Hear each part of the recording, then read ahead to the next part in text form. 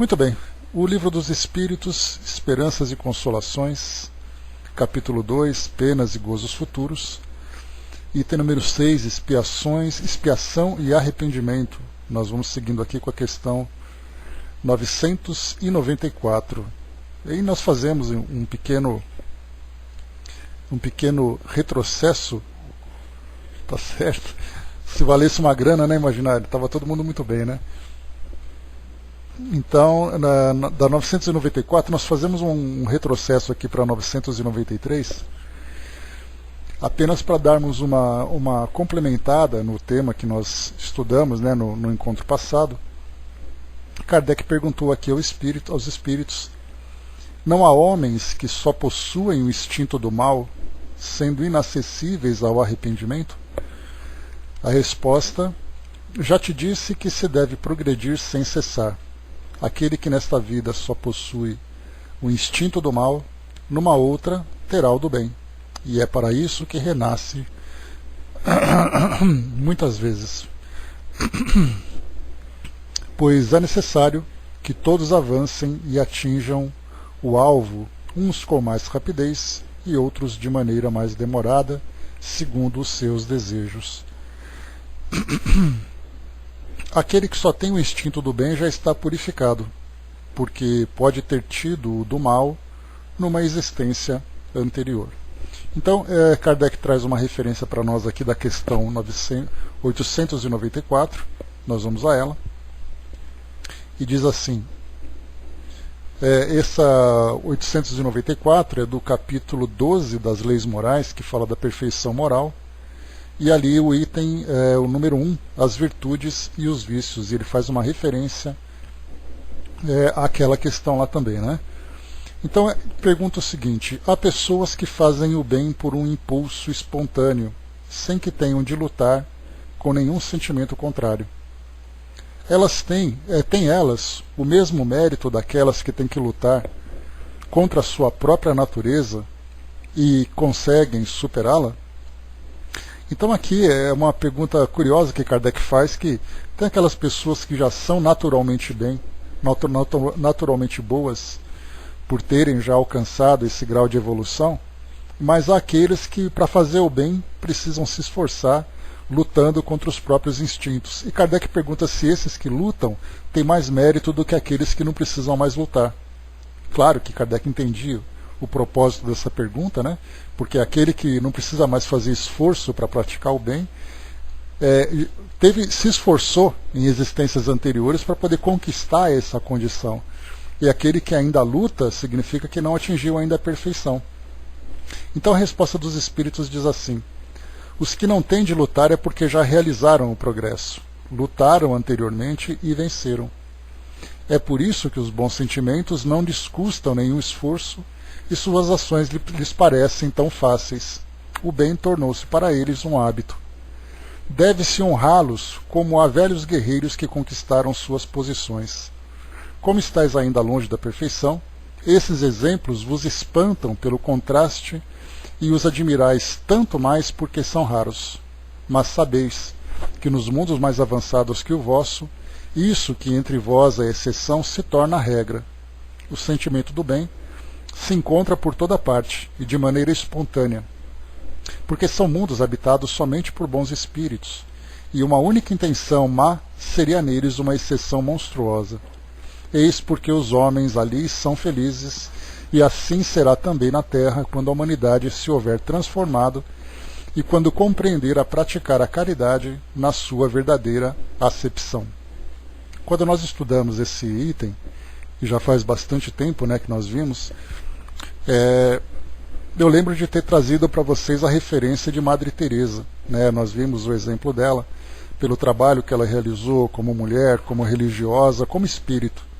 Então nós pensamos, né, que um espírito como aquele, com aquela envergadura, assim como nós podemos pegar o próprio Chico, né, no meio espírita, e dentre tantos outros espíritos aí por tantas filosofias que encontramos no nosso mundo, nós pensamos que eles já vieram prontos, né? Então pensamos, bom, ele é bom e a minha vida é mais difícil que a deles porque eu sou um espírito ainda imperfeito.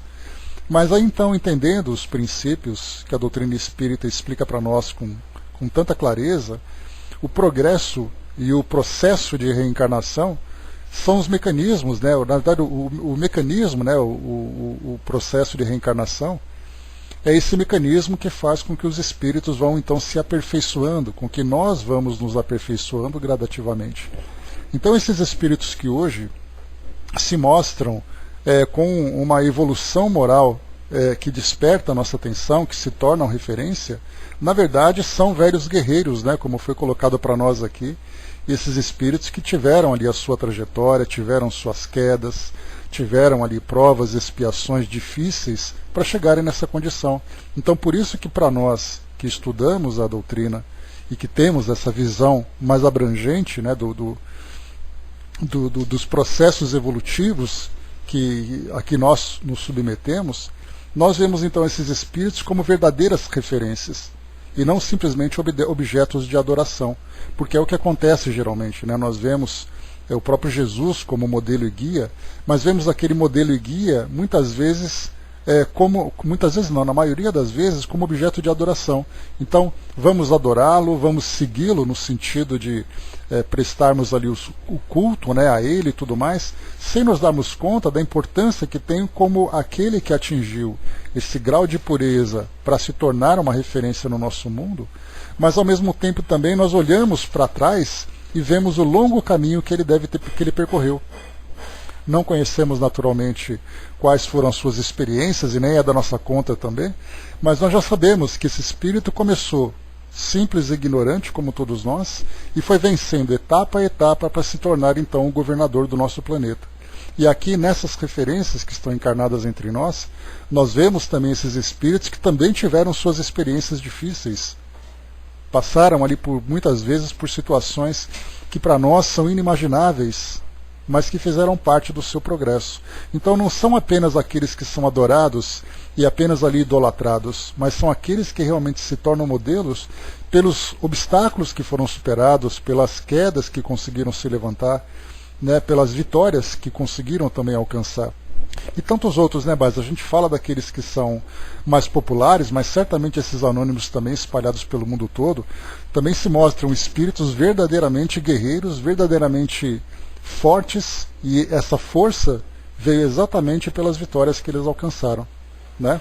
Então, quando o Kardec trouxe para nós essa referência dessa questão anterior, ele colocou aqui inicialmente que há homens que só possuem instinto do mal. E aqui então na resposta, quando colocou para nós, né, que aquele que nessa vida só possui instinto do mal, numa outra terá o do bem. E é para isso que renasce muitas vezes, pois é necessário que todos avancem e atinjam o alvo, uns com mais rapidez e outros de maneira mais demorada, segundo os seus desejos.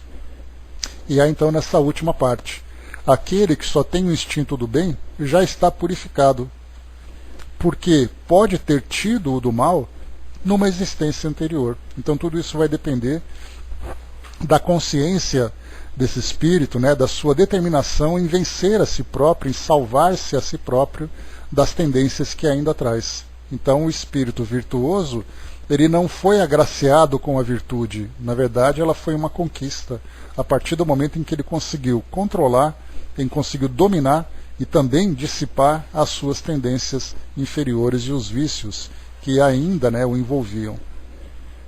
Brás colocou, me lembro do mendigo que pedia para salvar os outros, né? Então, são várias histórias que a gente vai vendo. É claro que tem aqueles que se destacam num determinado momento, numa determinada atitude, né, que chamam a atenção, mas a gente lembra sempre daqueles que são realmente virtuosos, aqueles que são capazes de manter esse comportamento, de manter essa conduta durante toda a sua trajetória. Isso mostra realmente que o bem já se instalou, é um bem implantado dentro deles, né, pelas conquistas que tiveram. Mas aí a gente se pergunta, né, se esse espírito hoje é virtuoso, quantas encarnações ele teve para poder chegar nessa condição? E aí essa resposta dos espíritos também, uns com mais rapidez, outros de maneira mais demorada.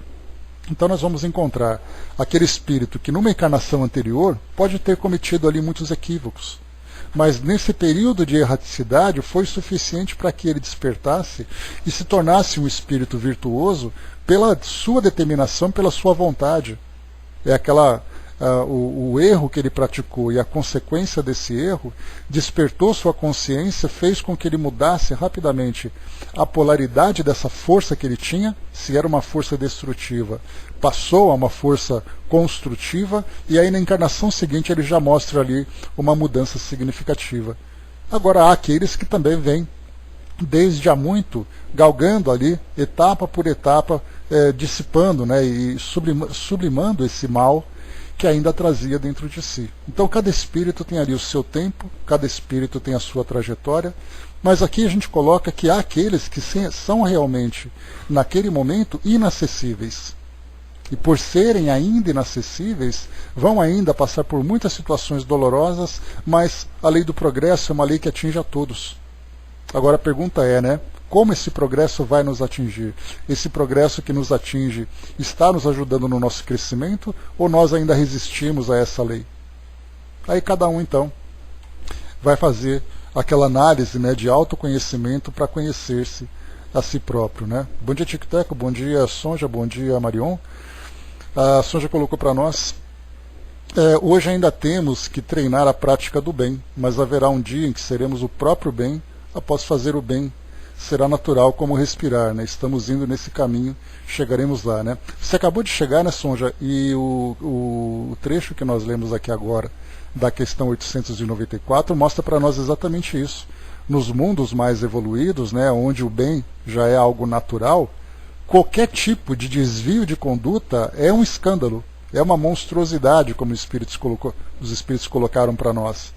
Então nós vivemos hoje num mundo em que nós encontramos ainda a barbárie, nós encontramos ainda a barbárie individual, né? Não mais assim tão coletiva como era no passado, em que nós víamos povos que destruíam povos, né? Hoje é uma tendência cada vez menor. Então, com o passar do tempo, e a gente espera que esse tempo seja breve, né? Porque assim como cada indivíduo tem o seu tempo para evoluir, cada sociedade, cada grupo, cada coletividade também tem o seu próprio tempo. E aí se torna mais difícil, né? Porque aí depende do esforço coletivo. Então nós podemos garantir o nosso esforço para a transformação, mas não podemos forçar o outro a fazer isso. Mas enquanto nós formarmos essa coletividade, nós estamos ali então trabalhando juntos para esse reerguimento. Então faz parte desse processo. O Imaginário colocou, né, isso leva à constatação de que não há benesses ou unção, e sim muito esforço de cada um. E para colocar essa verdade na nossa mente, né, Imaginário, nossa no sentido de sociedade planetária, é muito difícil, porque a gente ainda acha que a relação nossa com Deus é uma relação de barganha. Eu faço alguma coisa esperando alguma coisa em troca.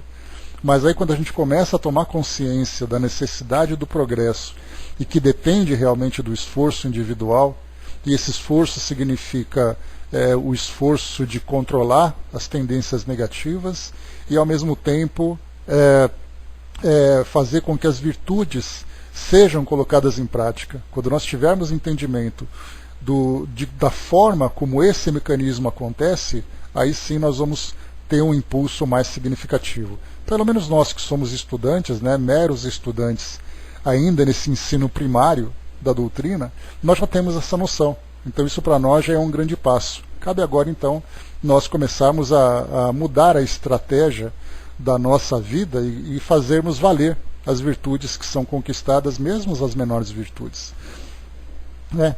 E a preguiça preferindo a tutela. Né? Pois essa ilusão que nós temos, que é uma ilusão que vem de há muito tempo, né? É uma ilusão milenar, que vem ainda impregnada na nossa mente, acreditando que a ideia do povo escolhido, a ideia da adoração, a ideia de uma preferência, né, de uma conquista fácil, aí então nós começamos a entender a lei como ela de fato é.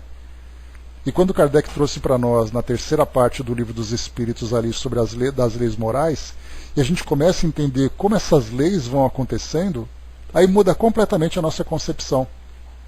Nós vemos então que Deus ele nos favorece através de suas leis. e não simplesmente um favorecimento pessoal, em que você recebe ali uma benesse, em que você recebe ali um privilégio por uma questão de preferência. Deus não tem preferência, todos nós, independente das crenças, independente de onde nós estejamos, todos nós temos a mesma lei que nos rege. Então não é naquilo que eu acredito, é naquilo da forma como eu ajo, da transformação que eu consigo realizar. Né? Então essa é a verdadeira conquista. Então nós estamos ali, saindo dessa infantilidade e começamos a entrar um pouco na nossa juventude espiritual. E essa juventude já nos permite ter esse melhor entendimento. Né? Porque era assim que acontecia, nessa questão de ser tutelado, era a ideia anterior. Você adora aquele Deus e o Deus te protege. E assim vai todo mundo vivendo. Né? E é verdade, Braz, né? A ideia ainda dos povos eleitos ainda é uma coisa muito presente. Tanto é assim que uma das afirmações clássicas, se você vier para tal crença ou para tal instituição, você vai ser salvo. Quer dizer, a sua condição não é você agir e se transformar, é você fazer parte de um grupo. Ou seja, é aquela questão da clientela, de você ali conquistar clientes, conquistar a freguesia, né? E não é mais assim. A doutrina já mostra que a ideia de cada um por si, Deus para todos, ela é muito verdadeira. Porque Deus está junto de todos, mas é cada um por si, a partir dos seus próprios esforços, a partir da sua própria conquista. Não é uma ideia de abandono. Então, nós estarmos ali protegidos naquele pequeno paraíso, simplesmente porque nós ficamos bem comportados ali fazendo as nossas adorações, já acabou isso, é uma ilusão ainda que nós temos. Mas essa é uma ilusão que vai se dissipando aos poucos, né? E daqui a algum tempo a própria humanidade vai alcançar esse melhor entendimento.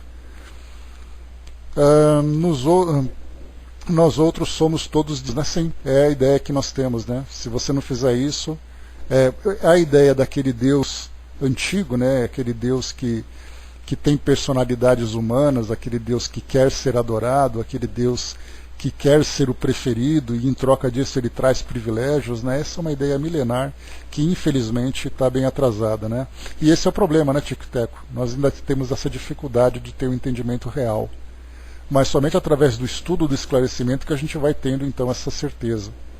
Felizmente nós estamos aqui fazendo os nossos esforços para aprendizado, né? A Sonja colocou: acredito que algumas notícias recentes podem dar a impressão do contrário, né, como essa criança que teve que passar por esse aborto ou incêndio no Pantanal. No entanto, é importante manter a mente positiva e persistir no caminho da fé, lembrando que Deus sabe todas as coisas. Né? Sonja, quando nós encontramos situações que vão acontecendo no nosso mundo, nós temos que lembrar que aqui é um mundo de provas e expiações e existe uma história por trás de cada um.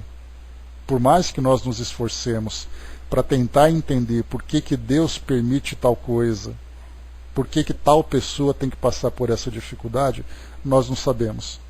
Mas a partir do momento que nós entendemos que Deus é a perfeição e que tudo acontece da forma como deve acontecer, nós seguimos o nosso caminho e fazemos aqui as nossas preces para que cada um possa também ter ali uma capacidade de mudança.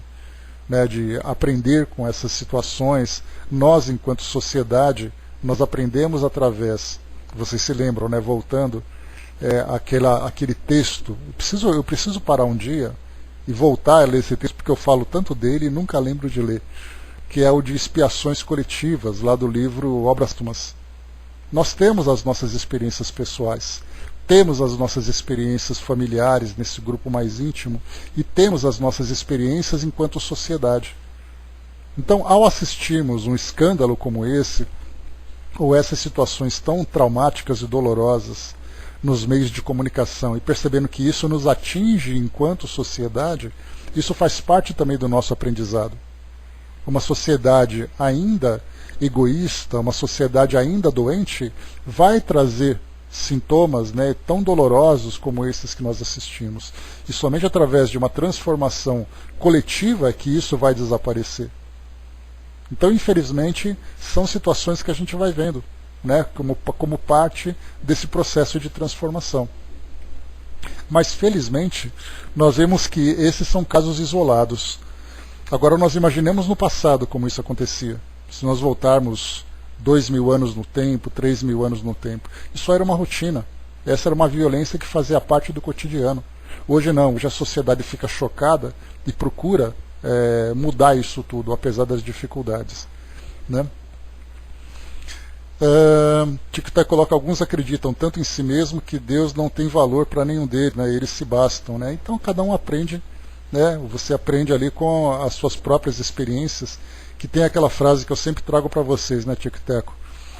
Há aqueles que só aprendem com os próprios erros, são os inocentes, são os ingênuos, né? Há aqueles que só aprendem, não aprendem nem com os próprios erros, são os arrogantes. E há aqueles que aprendem com os erros dos outros, são sábios, né? Então muitas vezes nós encontramos aqueles que são arrogantes e acreditam que só se bastam, né? Então eles vão aprendendo ali a partir das próprias experiências. E o resultado, porque a gente lembra sempre, né? Aqueles que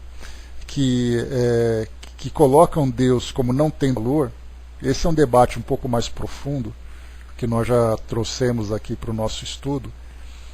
Muitas vezes o indivíduo ele nega Deus porque ele nega as instituições humanas, porque elas, no entendimento dele, são as únicas representantes de Deus. Então, se você prega aquele Deus e você se comporta daquela forma, então eu prefiro não acreditar em Deus. Mas não significa que ele seja uma pessoa egoísta, uma pessoa má. Ele apenas tem essa resistência de entender essa entidade a partir daquele ponto de vista. Porque nós temos essa visão, né, muito interessante, e isso se torna bastante claro, principalmente nos Estados Unidos, porque lá eles têm um peso religioso muito grande. E nós vemos, por exemplo, bom dia Simone, nós vemos, por exemplo, em épocas de eleições e tudo mais, eu me lembro de um livro chamado Os Eleitos, que eu li, e era um livro que acabou se transformando num filme e tudo mais, mas que contava a história da corrida espacial nos Estados Unidos, né? Esse livro é excelente, foi um dos melhores que eu já li. Assim, ele conta toda a saga, né, dos Estados Unidos nessa corrida espacial. E era muito interessante que quando os candidatos a astronautas começavam a se apresentar, um dos critérios de seleção era você ser religioso. Você ter aquela família perfeita, a família ideal, você frequentar a igreja, porque a sociedade avaliaria o sucesso da missão à questão religiosa. No ambiente político, por exemplo, eles procuram, né, principalmente aqueles que são responsáveis pelo marketing político, passar essa imagem de família, de religiosidade. Então é muito forte isso. E nessa visão de uma sociedade em que, apesar de todas as dificuldades e conflitos que eles vivem, essa visão religiosa é muito forte. Então, se você se declara, por exemplo, como ateu, de imediato eles te rotulam como uma pessoa má, né? Nós já conversamos sobre isso. Então é assim, se você não acredita em Deus, você acredita no diabo, que é coisa muito curiosa isso. Porque se você não acredita em Deus, por que você acreditaria numa entidade do mal? Se você é materialista. Mas na visão desses, dizem assim, né? Você que não acredita em Deus, você é do mal porque o diabo está com você. Mas para aí, eu não acredito em nada que é sobrenatural. Mas automaticamente você classifica que uma pessoa boa, ela tem que acreditar em Deus. E a pessoa que não acredita em Deus, ela é automaticamente uma pessoa má. E esse é um grande equívoco, porque na verdade a gente tem que pensar na visão que nós temos de Deus, não a partir de uma visão interior, que nós não temos ainda essa capacidade, mas nós fazemos então, nós criamos essa imagem de Deus a partir daquilo que a educação religiosa nos passa. Então, se você foi educado num ambiente cristão, você vai ter uma visão de Deus. E mesmo assim, no ambiente cristão, você vai ter várias visões de Deus. Se você vai ser educado no ambiente islâmico, você vai ter outra visão de Deus. No ambiente hindu, outra visão de Deus. Cada um ali procurando ter a sua própria visão. Agora, se você pega alguém ou uma instituição que traz uma visão radicalizada, uma visão incompleta, uma visão distorcida, certamente você pode dizer, eu não quero acreditar em Deus. Mas não significa que você tem ali, muitas vezes aquele que acredita em Deus de uma forma equivocada, é aquela pessoa exatamente que traz o mal dentro de si. E aquele que não tem essa visão de Deus, prefere ficar ali, viver a sua vida a partir dos seus princípios, sendo uma pessoa boa, caridosa, generosa, sem acreditar em Deus. Não porque Deus não sensibiliza o seu coração, mas é porque a sua razão rejeita essa imagem de Deus como ela é passada por essas instituições. Mas nós ainda fazemos essa relação. Ou você acredita em Deus ou você não acredita. Ou você é bom ou você é mau. Né? Então, infelizmente, ainda temos essa questão. Né? Agora, quando você coloca aí no caso dos vaidosos e egocêntricos, aí é a arrogância humana. Né? Aí, de fato, ele se acha realmente autossuficiente e aí a vida vai ter que dar aquela chacoalhadinha para poder fazer com que ele se perceba como espírito imortal. Não porque Deus... você vai ser obrigado a acreditar em Deus. A visão de Deus, a crença em Deus, ela virá naturalmente, ela vai aflorar dentro da pessoa. Ela não pode ser ali, ser injetada contra a vontade dele. Ele naturalmente vai começar então a se transformar. E essa transformação virá da sua espiritualização. Então também é um processo, né, de mudanças. Mas até aí a gente pensa, né, o que fez com que essa pessoa se tornasse vaidosa e egocêntrica, porque tudo isso a gente sabe que cada característica da nossa personalidade faz parte de um processo, né? O processo que entra para quanto tempo a pessoa, o que a pessoa vivenciou, quanto tempo ela vivenciou aquela experiência, o que fez com que ela se tornasse dessa forma. Mas de um modo geral isso mostra claramente a sua própria imperfeição, né? Lá são predominantemente calvinistas. Né? A igreja presbiteriana, né, que João Calvino, ela é realmente muito forte nos Estados Unidos. Mas as igrejas, de modo geral evangélicas, elas são bastante diversificadas, né, nos Estados Unidos. Mas tem também ali o judaísmo, o catolicismo. Né? Então várias religiões se misturam, mas as igrejas evangélicas são as mais influentes naquela sociedade. O Imaginário colocou, né, e há pessoas que mesmo desacreditando, né, também têm as virtudes diárias muito mais evoluídas do que boa parte dos cristãos. Exatamente por isso, né, Imaginário, você como espírito, você conseguiu desenvolver esses valores. Mas aí voltando aqui para o mundo material, você começa a ser influenciado pela visão da própria sociedade onde você se encontra inserido. E aí então você rejeita aquela visão, mas os seus princípios, a gente lembra que o espírito não retrocede na sua evolução. Então quando ele conquista essas virtudes, e elas estão solidificadas, não importa o que faça, você vai continuar vivendo aquilo que você já conquistou. Mas você pode aceitar ou rejeitar as influências que vão caindo sobre você. Então ela diz assim, olha, eu não acredito em Deus e pronto. E esse não acreditar em Deus não significa que ela deixa de ser aquela uma das pessoas referências em termos de caridade, de valores mesmo, né, de moralidade. Então é algo curioso quando a gente começa a fazer esse entendimento. Então fazer ali, separar, fazer assim, essa separação clara do que são as suas crenças e do que são os seus valores como espírito. O ideal é que com o passar do tempo, e não apenas crenças, né? Porque a gente lembra que o espírito, conforme ele evolui, ele deixa de acreditar, porque ele começa a ter certezas. Nós ainda acreditamos porque nós não conseguimos ainda atingir aquilo que é abstrato para nós, aquilo que vai além da nossa visão, dos nossos sentidos. Mas conforme o espírito vai evoluindo, ele vai evoluindo nos dois sentidos. Né? Tanto nos três nesse caso, né? A gente coloca intelectual e intelectual e moral, mas ao mesmo tempo ele também se espiritualiza. Então quando nós encontramos essas grandes referências morais que existem no nosso planeta, nós podemos perceber que elas estão vinculadas a filosofias espiritualistas. Então não é assim, os religiosos são referência. Então nós vamos citar, pegamos Madre Teresa, Mahatma Gandhi, pegamos Francisco, Papa Francisco agora, que é uma referência, uma pessoa muito bem vista pela sociedade. Nós pegamos Chico Xavier, pegamos aí outros grandes nomes na nossa sociedade planetária, né? E nós podemos perceber que eles estão ligados à religião. Mas não é porque eles são religiosos que eles são bons. É pelo fato de terem essa bondade desenvolvida que eles se tornaram mais espiritualizados e, consequentemente, eles acabam se vinculando a essas filosofias. E nós achamos que é o contrário, né? Ou seja, se você vai para um convento, se você vai para um monastério, você automaticamente vai ser uma pessoa boa. E não é assim. A própria história mostra isso, né? Durante muito tempo nós vimos ali que ser religioso era uma questão de status. Porque tinha aquela ideia de santos e santas, que todo mundo ficaria muito bom e tudo mais, né? E de repente nós percebíamos exatamente as instituições contaminadas pelas imperfeições humanas. Porque uma pessoa imperfeita, quando entra nesse ambiente religioso, ele leva também a sua imperfeição. Agora, uma pessoa que já traz essa evolução e entra numa instituição, nós percebemos a virtude se tornando muito mais clara, muito mais brilhante, digamos assim. Né?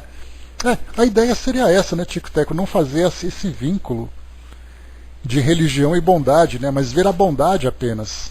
Porque a gente percebe que um dos maiores conflitos que nós encontramos na humanidade é exatamente por causa de religiões, que elas são vistas de uma forma tão imperfeita ainda. Mas, apesar dessas imperfeições, eu particularmente entendo que essas são as melhores escolas espiritualistas que nós temos. São escolas imperfeitas, é verdade, mas são as melhores escolas que nós temos hoje. Sem as religiões, as pessoas ficariam perdidas, né, em termos de educação espiritual e, ao mesmo tempo, sendo ali inspiradas, não forçadas, mas inspiradas a vivenciar o bem a partir das crenças que elas possuem.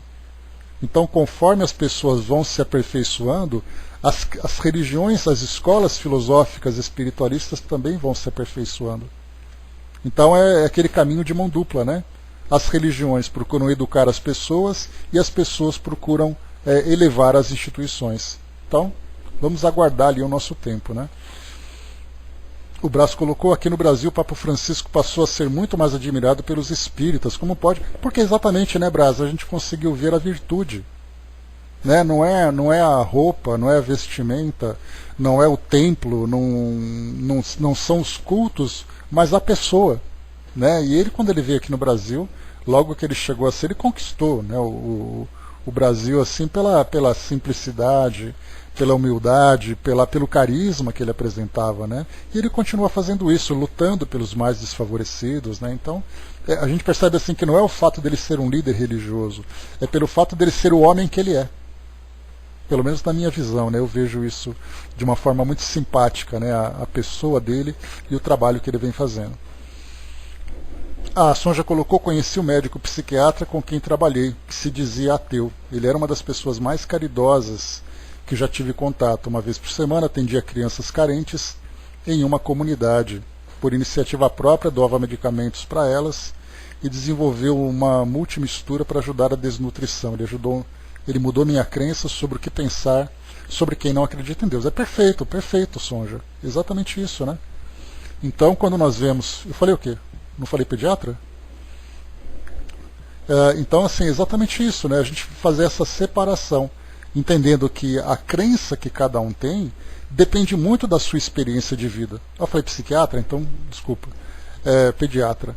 Então, assim, a crença de cada pessoa depende muito das experiências que ela teve. Né? A gente pode pensar assim: como é que uma pessoa pode mudar de religião? Depende muito da experiência que ela teve lá dentro. Com quem ela conheceu, quais eram as suas necessidades, quais eram as suas expectativas, quais foram os resultados que ela conseguiu alcançar. Muitas vezes você vai, por exemplo, num centro espírita e você é tratado de uma forma meio desagradável por alguém que não estava bem naquele dia, e você vai dizer: o espiritismo não presta, porque alguém me tratou mal naquele dia no centro espírita. E nós somos assim ainda, né? Dependendo da necessidade que a gente tem, essa necessidade precisa ser ali bem atendida. E quando ela não é, você se decepciona com tudo. É igual você chegar e falar assim: eu vou viajar, vou fazer uma viagem na França. Quando eu chego no aeroporto, alguém me rouba. Eu falo: eu nunca mais volto nessa porcaria de país. Porque foi assaltado na porta do aeroporto, porque um indivíduo cometeu aquele crime e eu vou condenar toda a sociedade francesa. A mesma coisa acontece com relação às religiões. Então, assim, aconteceu aquele dia, infelizmente, né? Mas aí, então, como nós temos essa exigência de achar que nós somos um cliente importante e que aquela instituição deve nos servir, nós não compreendemos que as pessoas que estão lá também estão buscando essa elevação. Quem frequenta uma religião, todo mundo tem sua necessidade, ninguém vai lá porque tem ali grande virtude, todo mundo vai em busca de alguma coisa. E muitas vezes naquele dia aconteceu de eu não conseguir te oferecer o que você esperava, ou eu não ter a capacidade de oferecer aquilo. Aí a pessoa se decepciona. Mas é uma questão muito mais de egoísmo e de orgulho por parte de quem faz esse tipo de julgamento, né? Vamos lá, deixa eu ver aqui. Sim, todos nós, né, Simone? É o nosso propósito, mas a gente tem que perceber isso. Por isso que quando nós estudamos dentro da doutrina essa questão de provas e expiações, um mundo como o nosso, de provas e expiações, nós vemos que todo mundo tenta acertar. Aqui é uma comunidade de espíritos ainda imperfeitos que vivem suas dificuldades para tentar evoluir. Se nós acreditarmos que aqui é o paraíso e que todo mundo tem que ser bom para me servir, aí é uma grande ilusão, né? Então só se desilude quem se ilude, infelizmente. Agora, quando a gente entende que todo mundo, inclusive esses que aparecem na televisão cometendo seus crimes, são espíritos em provas e expiações que falharam. Mas eles terão oportunidade de se resgatarem, né? Jesus coloca no Evangelho, apresentou lá no Evangelho, né, através dos apóstolos, que nenhuma ovelha será perdida. Então até mesmo esses que cometem esses crimes bárbaros que nós vemos, até mesmo esses terão a chance de resgatar. Porque conforme foi colocado para nós, aqui nessa questão que nós estamos estudando, foi dito para nós aqui, né? Aquele que só tem um instinto do bem já está purificado, porque pode ter tido o do mal numa existência anterior, ou em outras existências anteriores, nunca se sabe. Angelina colocou para nós aqui, né? Vinde a mim todos vós que sois aflitos e sobrecarregados, e eu vos aliviarei. Tomai meu jugo sobre vós, e aprendei comigo, que sou dócil e humilde de coração, e encontrareis o descanso de vossas almas, pois meu jugo é suave e meu fardo é leve. Né? Aqui passagem de Mateus, colocado lá no capítulo 11, o Cristo Consolador do Evangelho, lá no capítulo número 7 também. Não, no caso, capítulo 11 e capítulo 7. Então, esse convite que Jesus faz, nós entendemos apenas como uma postura de adoração. Vai com Deus, imaginário, bom dia. Nós entendemos apenas como uma postura de adoração.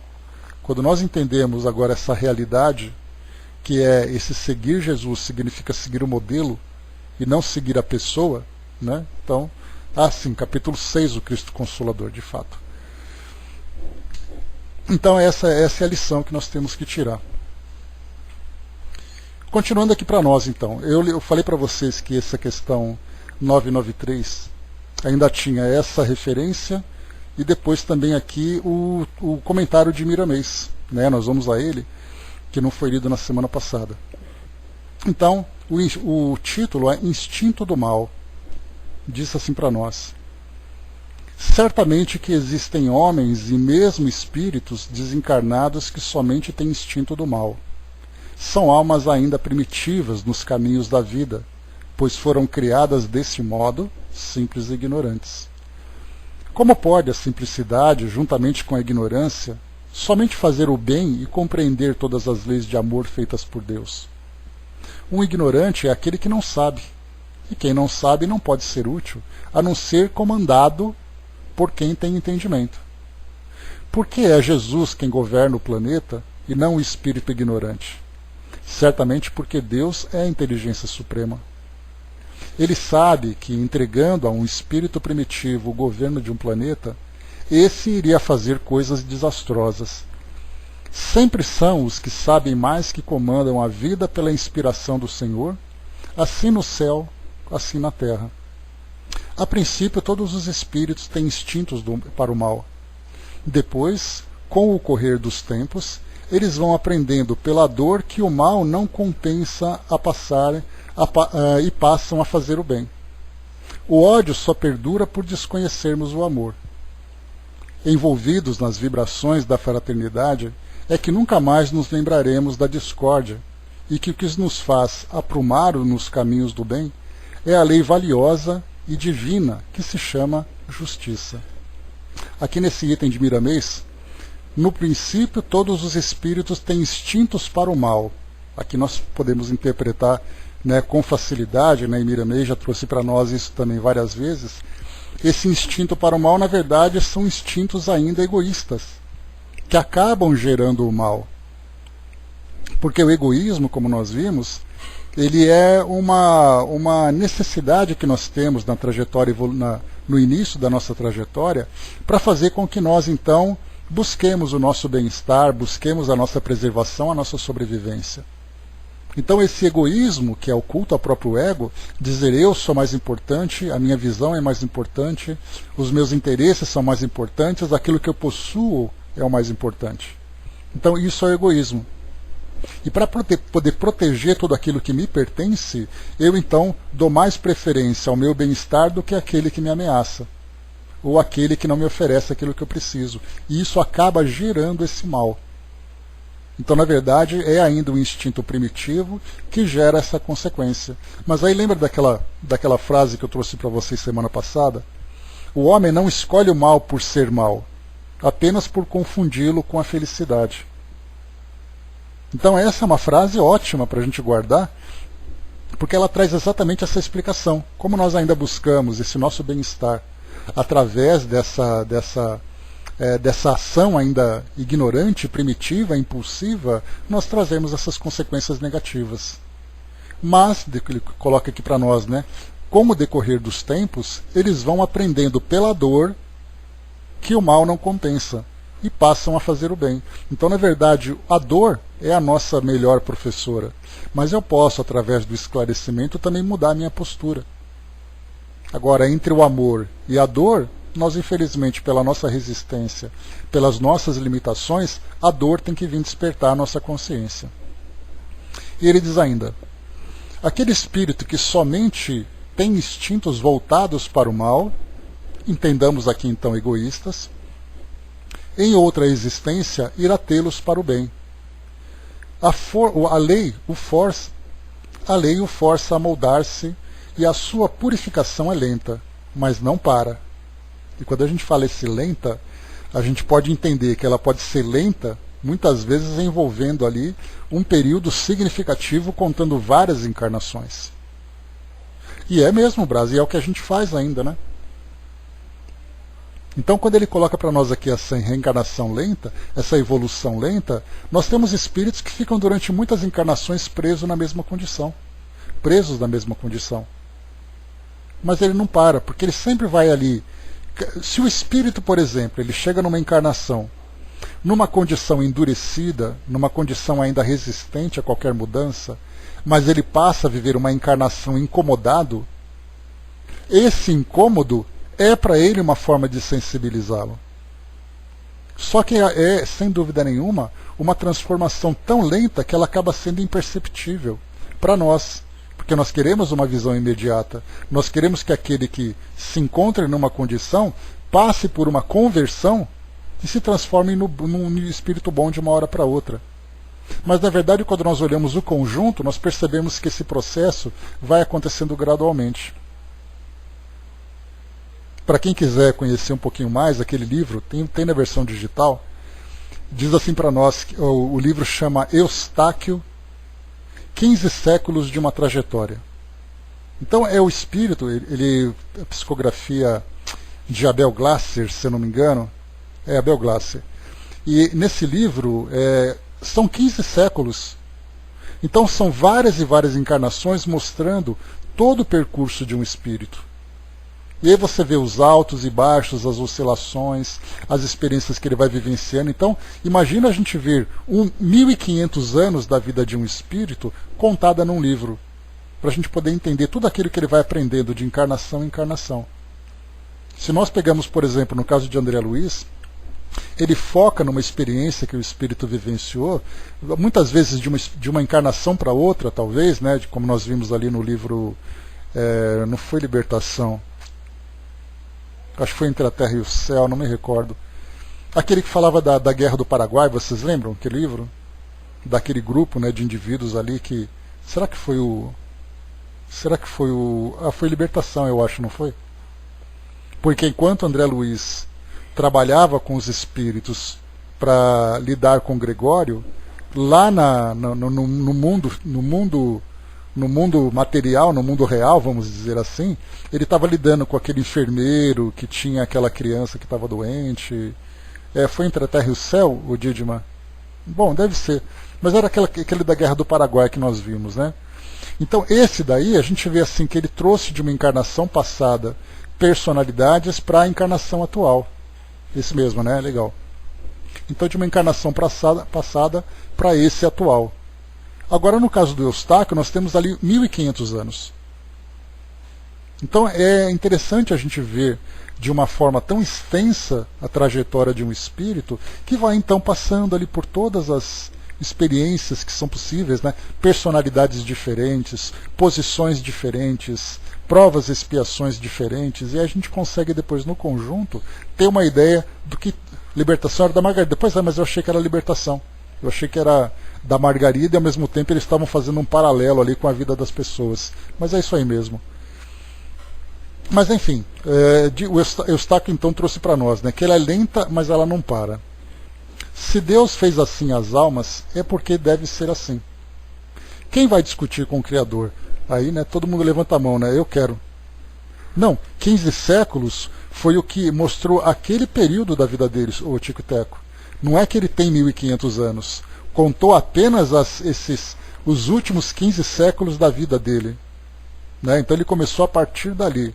Então esse que é o ponto interessante. Né? Seria mais ou menos se tivéssemos a oportunidade de ver com mais detalhes a vida de Emmanuel. Né? Emmanuel viveu com Jesus, então quer dizer, Emmanuel trouxe para nós não 15 séculos, mas quase 20 séculos. Então a história de Emmanuel, desde há 2000 anos, 50 anos depois, Ave Cristo e tal, se fosse contado tudo detalhadamente, nós veríamos também ali uma trajetória longa. Né? Vamos lá então aqui, e continua. Se Deus fez assim as almas, né, esse que é o grande desafio para nós agora, é porque deve ser assim. Quem vai discutir com o Criador? Aí todo mundo gostaria de dar ali uma pitadinha, né, uma opinião, um pitaquinho para que Deus fizesse essas coisas diferentes. Né? Ele, como já o dissemos, não pede opinião aos seus filhos. Ele faz por ter consciência da sua criação. O Senhor deseja que todos progridam. Essa é a meta da qual não devemos fugir, por ser lei. E para isso que nascemos e renascemos quantas vezes forem necessárias. As diferenças de sofrimentos não têm importância, mas o peso para o despertamento são iguais. Todos deverão ser felizes, porque a felicidade, pode-se dizer, é herança dos filhos. Não? Todo mundo discute Tico e Teco. Você não fala assim, né? Por que eu? Só o fato de você questionar por que eu tenho que passar por isso, por que aquilo está acontecendo? Nós já estamos questionando, né? Porque quando eu falo assim, por que eu? Aí eu posso dizer, bom, então eu não quero mais. Aí eu tiro essa experiência, porque eu tenho esse poder divino, né? Aí eu tiro essa experiência e aquele equívoco do passado que deveria ser corrigido não foi. Exatamente porque eu tirei aquilo que deveria me aprimorar. Continuando. Temos no passado em que nos encontramos que buscar o melhor e no nosso caso, ante Jesus somos doentes, que partimos à sua procura pedindo-lhe que nos cure. E eis que um leproso, tendo se aproximado, adorou dizendo, Senhor, se queres, podes modificar-me. Mateus 8:2. E foi nessa busca que Jesus purificou o leproso, curando-o da sua enfermidade. Devemos fazer o mesmo, procurar a quem pode nos ajudar na nossa purificação. E ele, o Mestre, já nos deixou a receita para todos os nossos males, o Evangelho. Quando a consciência nos mostrar uma imperfeição, cuidemos dela, que no trabalho de purificação dos nossos sentimentos, mãos invisíveis, cheias de amor, nos ajudarão no exercício da harmonia dos nossos corações e da paz da nossa consciência. Então, eis aqui colocação de Miramês. Vamos avançar, pessoal. Isso tudo porque a gente ficou só na reflexão da questão anterior, né? Olá, Mami, bom dia. 994, vamos em frente. O homem perverso, vamos falar agora de perversidade, hein? Então nós encontramos ainda esses focos de perversidade no nosso mundo, né? O homem perverso, que durante a vida não reconheceu suas faltas, sempre as reconhecerá depois da morte? Sim, sempre as reconhece e então sofre mais, porque sente todo o mal que praticou ou do qual foi a causa voluntária. Entretanto, o arrependimento nem sempre é imediato.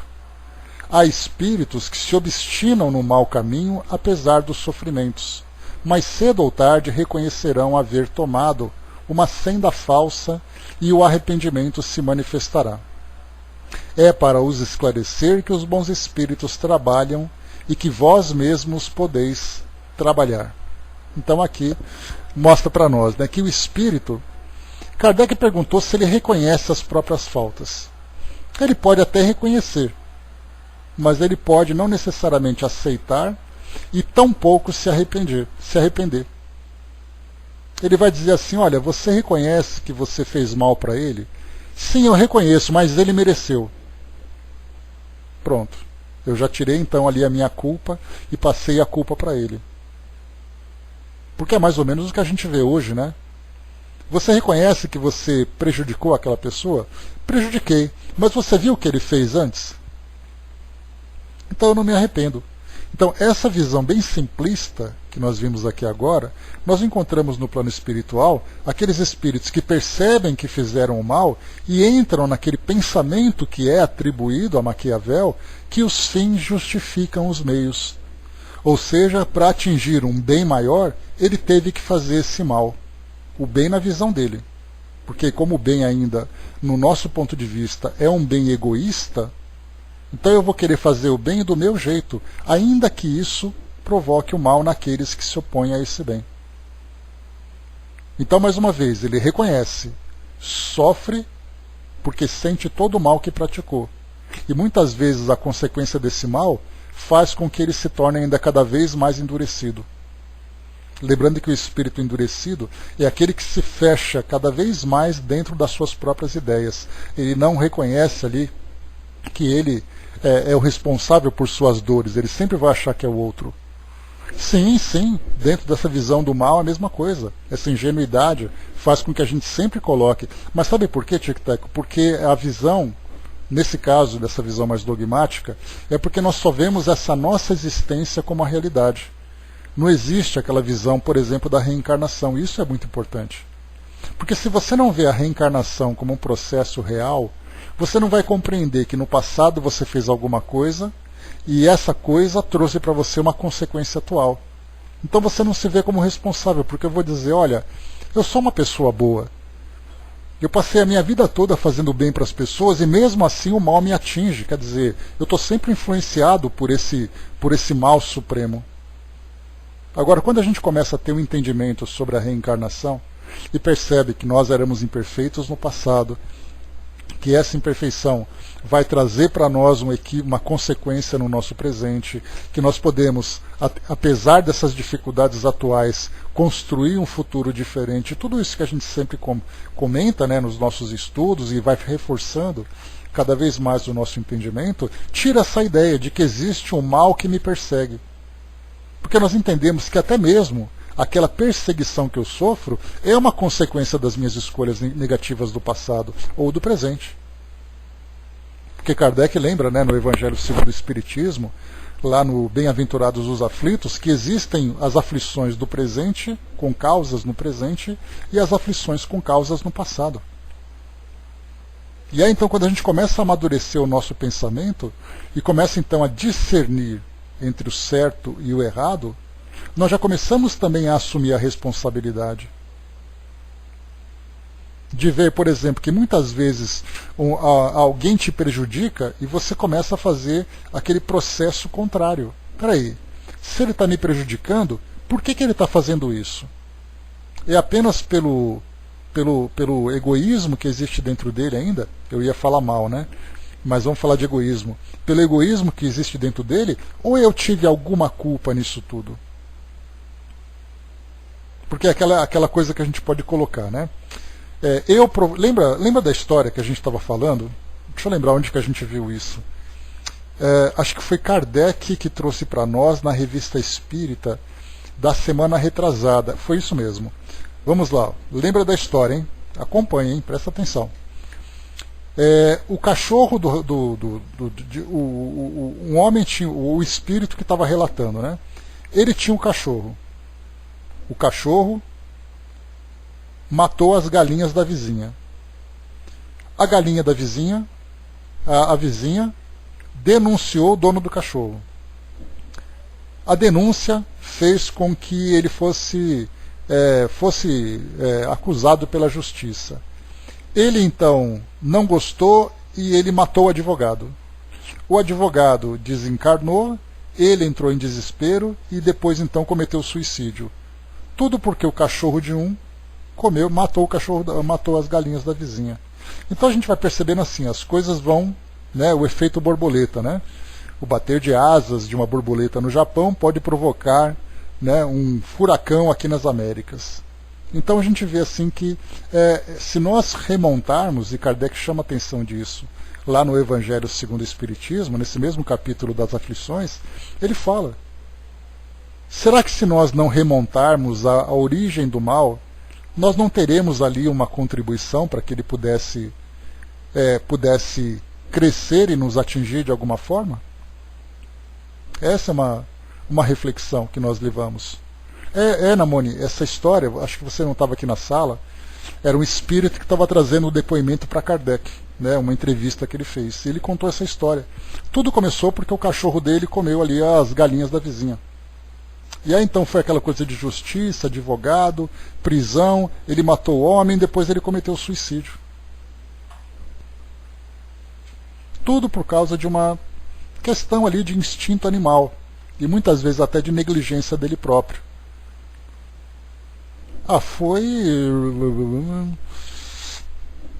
Se vocês acharem na Revista Espírita, meus amigos, por favor, procurem aí. Acho que foi no mês de novembro ou dezembro de 1859. A gente entrou agora no mês de dezembro, né? Foi alguma entrevista que ele deu ali nas conversas familiares de Além Túmulo. É só procurar ali que é bem interessante isso. Né? Depois aqui a gente pega no finalzinho de uma pesquisada. Vamos aqui para Miramês, pessoal, para poder fechar aqui, né? Exatamente, o Sonja. O que a gente sempre coloca, né? A lei de causa e efeito, né? Ela tem uma conotação muito negativa para nós. Quando nós falamos, né? Lei de causa e efeito, quer dizer então que tudo aquilo que eu faço de ruim, eu vou sofrer as consequências, e a gente fica com esse pensamento. Mas aí a gente se esquece que quando você semeia algo positivo, a colheita também é benéfica. Mas a gente tem essa ideia ainda, né, de que a lei de causa e efeito é sempre castigo, punição, castigo, sofrimento. E não. A felicidade ela é construída através da lei de causa e efeito. Você planta boas sementes e você vai colher a felicidade. Você planta sementes ruins e você vai colher ali frutos espinhosos, frutos amargos, né? Então aqui comentário de Miramês para essa questão 994. O texto é intitulado O Homem Perverso. Vamos lá. A perversidade nasce da ignorância das leis e da justiça divina. Se o homem, mesmo nos seus primórdios, reconhecesse que tudo que ele fizer de mal para os outros está fazendo para si próprio, se abrandaria na sua maneira de agir, certo de que no mundo espiritual, antes de reencarnar, ele recebeu todas as lições teóricas. No entanto, como a sua consciência se encontrava ainda no vazio, digamos assim, sem as condições e possibilidades de tudo gravar com todas as particularidades, ele não reteve suas lembranças. A consciência dá seus estímulos para o consciente se inteirar das leis. No entanto, ocorre como a criança, que precisa queimar a mão para aprender que o fogo é quente. Na profundidade dos assuntos estudados, o homem não tem culpa das coisas que se passam com ele. Elas foram feitas assim, e são processos de despertamentos espirituais para todas as criaturas, na Terra e de outros mundos habitados. Fomos criados pela vontade de Deus, e Ele, na sua onisciência, sempre soube de tudo o que iria ocorrer com todos os seus filhos, e para tanto fez as leis para nos corrigir. Não é com isso que vamos abandonar os nossos esforços de melhorar. O dever de todos os seres é fazer a sua parte no tocante à autoeducação. Por que os ignorantes? Por que o ser humano é perverso? Todos os seres passam pelo estágio de perversidade, enquanto embriões em crescimento. Se fomos feitos, repetimos, simples ignorantes, o que se espera do ignorante? Toda sorte de imperfeições. Ainda temos muito que estudar sobre a personalidade da alma. Os teólogos, em tempos idos, orientadores das velhas religiões, achavam que traçaram os caminhos para a humanidade sobre o céu e a terra. Como se enganaram. O progresso desfaz tudo aquilo imprestável para a alma. Hoje, tudo se desfaz e a evolução se apresenta à criatura de novas formas, mais racionais e com mais amor, mais verdade e mais tolerância, porque pelos mesmos caminhos trilhados pelos ignorantes de hoje, os grandes teólogos passaram no passado. Erraram, mentiram, sofreram e foram igualmente perversos. Mas o tempo, sendo de Deus, por amor a seus filhos, foi despertando um a um, predispondo-os para a luz da verdade e do amor. Certamente que todos nós devemos ajudar ao perverso de hoje, no arrependimento, inspirando-o para a esperança no porvir. Jesus nos disse que não veio à terra para os justos, e sim para os pecadores, que o perverso escute a voz do Divino Mestre. Quem não é por mim, é contra mim, e quem comigo não se junta, espalha. Aqui Mateus 12:30. Estamos falando para um punhado de homens, a favor de Jesus, mas juntando com ele e por ele, na certeza de que o mundo de amanhã nos mostrará o Mestre em plenas nuvens do nosso entendimento, dissipando dúvidas e armando entendimento para a pureza dos nossos corações. O perverso sempre reconhece a sua perversidade. Isso pode se dar no espaço, ou mesmo quando é envolvido no corpo físico. Contudo, de qualquer modo, ele se encontra dentro da eternidade e não é esquecido pelo Criador. O arrependimento não é imediato. É demorado em todos os espíritos, mas sempre vem, e quando aparece pela força da consciência, deve ser obedecido por trazer sob a sua égide forças estranhas em forma de dor e todos os tipos de obstáculos, para despertar a alma, queira ela ou não. Essa é uma lei impositiva, por ordem daquele que nos criou. Além da força do arrependimento que nos ajuda a despertar, existem os benfeitores da eternidade nos acompanhando, como fizeram aqueles outros mais além, em passado que escapa à nossa lembrança. Então a gente lembra, né, que nós temos, são 3 caminhos importantes. Né? O primeiro caminho é da própria lei de causa e efeito, quando então as consequências das nossas ações chegam para nós como despertamento.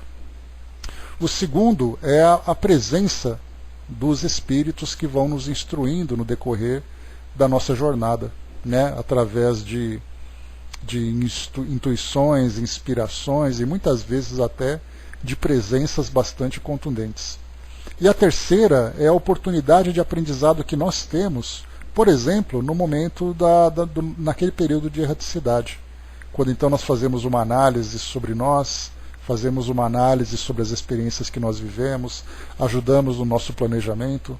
Então, ou seja, mecanismos de evolução existem e são muito presentes e bastante eficazes. Porém, somos nós que resistimos. Se você sabe que no plano espiritual Você recebeu toda a teoria daquilo que você precisava vivenciar. Se você sabe que a lei de causa e efeito vai trazer para você as consequências das suas ações, e nós aprendemos isso de uma forma bastante interessante aqui na nossa própria vida.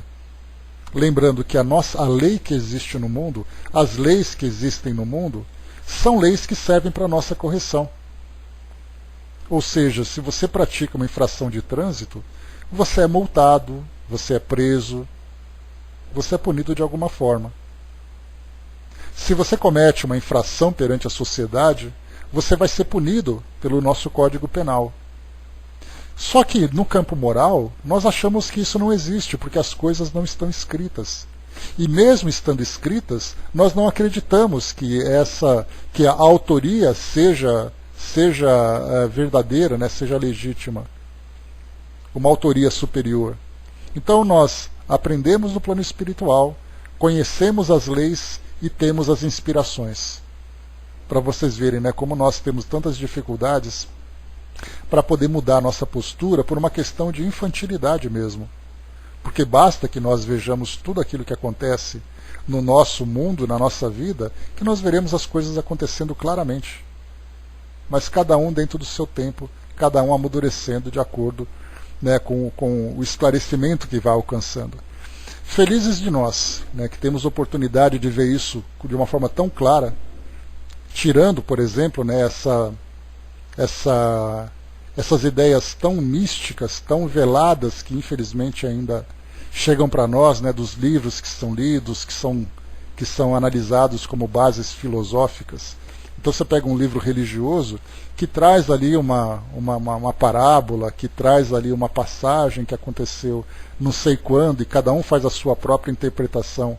Então, quando nós vimos lá na introdução do Evangelho segundo o Espiritismo, em que o Espírito Verdade diz, chegou a hora em que todas as coisas serão colocadas no seu verdadeiro sentido. Então nós lemos isso com tanta clareza agora, dizendo exatamente, se você age dessa forma, você tem essa lei. O mecanismo para a sua evolução é esse. Então, quer dizer, tudo fica muito claro para nós. Agora vai depender de nós viver de acordo, né, seguir essa trajetória, ou melhor, seguir essas regras ou negá-las. Se nós negamos, sofremos as consequências. Se nós acertamos, chegamos ali então chegamos no caminho correto. Então, conhecer as regras é fundamental.